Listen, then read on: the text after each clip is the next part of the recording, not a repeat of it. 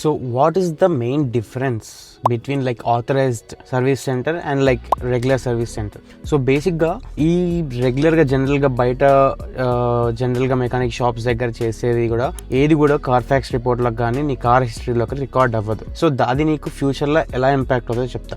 ఎప్పుడైతే నువ్వు authorised service దాంట్లో చేయించుకున్నప్పుడు సో ప్రతి ఒక్కటి లైక్ నువ్వు ఏం పార్ట్ చేంజ్ చేసినా, ఆయిల్ చేంజ్ చేసినా, ప్రతి ఒక్క మెయింటెనెన్స్ థింగ్ అనేది నీ కార్ యొక్క హిస్టరీలో రికార్డ్ అవుతుంది. సో దానివల్ల ఏమవుతుందంటే లైక్ ఇన్ ఫ్యూచర్లో నువ్వు ఎప్పుడైనా కార్ సేల్ చేద్దాం అనుకున్నావు అనుకో, సో అప్పుడు ఈ కార్ఫాక్స్ రిపోర్ట్ కానీ లైక్ వేరే XYZ రిపోర్ట్స్ చాలా ఉంటాయి. సో ఆ రిపోర్ట్స్ తీసినప్పుడు నీ కార్ వాల్యూ అనేది ఆటోమేటిక్గా డౌన్ పడిపోతుంది.